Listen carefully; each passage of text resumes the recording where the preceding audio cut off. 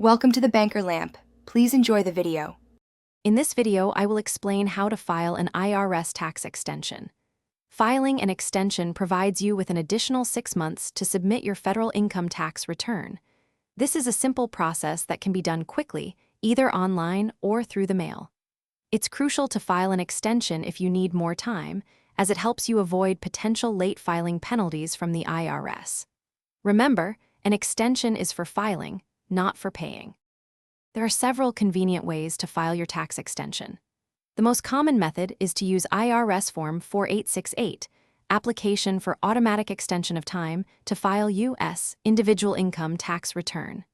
You can easily file this form electronically through various tax software programs or with the help of a tax professional. Alternatively, you can print and mail a paper Form 4868 directly to the IRS. Choose the method that best suits your needs. It's vital to understand what an extension does and does not do. While it grants you an additional 6 months to file your tax return, it does not extend the time you have to pay any taxes you owe. You must still estimate and pay your tax liability by the original tax deadline.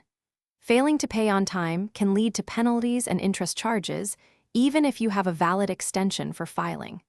Plan accordingly to avoid these extra costs.